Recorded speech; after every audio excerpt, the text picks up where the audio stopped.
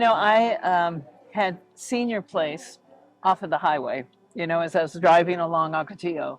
And I said, I'm going to go in and just investigate. And come to find out, I see this absolutely beautiful garden area.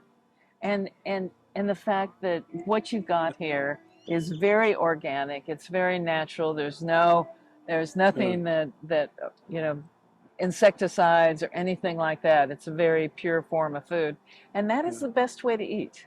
And I think more people need to be aware of that. Actually, we're both from Washington State. And so farmers markets were readily available.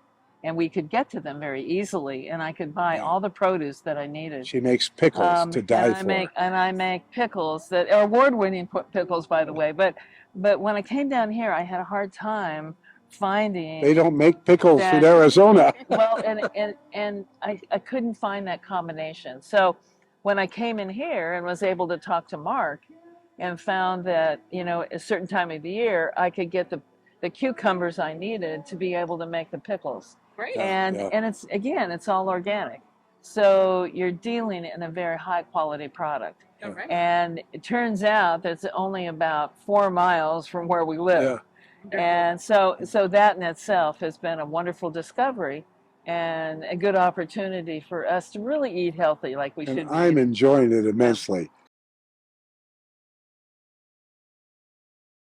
You know what's so special about it? When you have a French fry here, you're really tasting the potato. I had 4 of them, but don't tell her. I've got some guests. But you're really tasting it because it's not filled with insecticide. Yeah.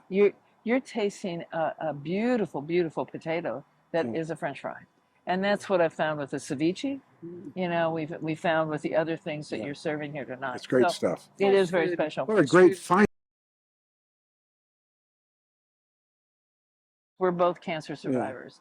And when you have gone through that level of treatment to try and fight this disease, a lot of things you learn as a result of it. And we're learning more each time we are aware of this type of thing on how to eat, because cancer is very prevalent throughout this world. And so we need to look at not only what they're using for cure, but how we can really protect our bodies and eating the right things. I've never been here before. It's amazing. We did the tour and it was so impressive. Like I'm just amazed at like all the stuff that he's able to do on 3 acres. It's like there's enough for like way bigger space. It's amazing. And the food is amazing. And it's so fun to see all the vegetables growing and the like edible flowers. I've loved it. Oh my goodness. Local food is like the best. It's like right here, and like if you have allergies or whatever, it's like it's all like where you're at. So it's very helpful. Future. More people need to do it. And it's so awesome. Yeah. People don't know. People don't know. I didn't know.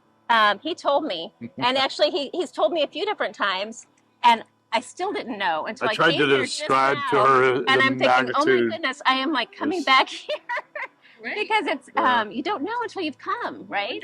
And seen it because it's different. I have been here before, and I buy produce from the market, and I admire what he does here. He grows beautiful things and really cares about our community. Oh, it's delicious, and it's unique. It's different than anything else that I can find in the valley. He grows flowers. He puts flowers in his salad mixes. He brings things that nobody else does, which I think is really cool.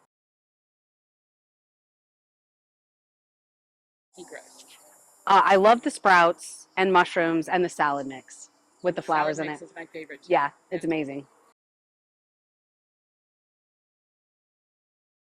100%. More people need to know that we have amazing farmers growing things in the valley, working really hard to put food on our table, and to support our local community, not just with food, but with education and opportunities. And so I talk about the farm and the local farmers all the time. I think talking about my experience and how nutritious food and community and a supportive community really benefits all of us. So I definitely, any opportunity I get, I'm talking to people about our local farmers, and especially because most people don't know. I realize, you know, people talk all the time about the terrible produce you get at the store, and so it's really great to be able to come in and educate about seasonal and local farming. So it's a lot of my spare time I spent doing that.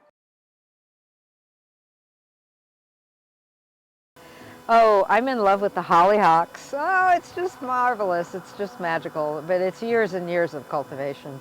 And I have known Mark for about 5 years, and he's given 2 farm tours. We have a contract with the University of Arizona to teach beginning farmer classes. So we've toured here twice, and it's just a thrill to be in this environment. I've never been here after dark, though, so this is a new experience. It's very gorgeous. And Mark himself took the classes this year. And on Monday, I'm presenting him with his certificate that says beginning farmer, which is hilarious, because he's not a beginner.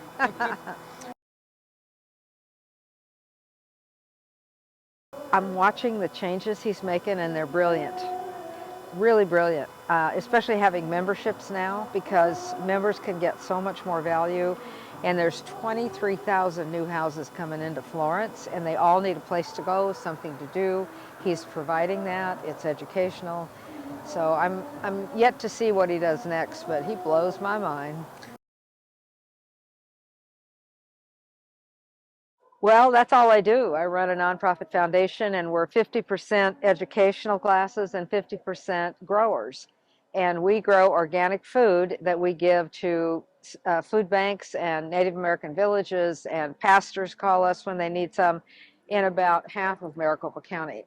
And we know the importance of it, because I think that the poor people need to eat good food too, and it does help them get out of poverty. Well, let Mark be the spokesperson. He's irresistible. People adore him. And he's got this branded look, you know, with his tie-dyed shirts. And repetition, repetition. Let him everywhere. Put him on the speaker circuit. Have giveaways that match the branded image of your farmer. That's what he called himself. I'm your farmer. Um, the same way that anybody tries to drive traffic to a retail operation. I'm not calling this a retail operation, it's a market farm, but the same thing applies. You can't go out and get them, so they have to drive demand through advertising.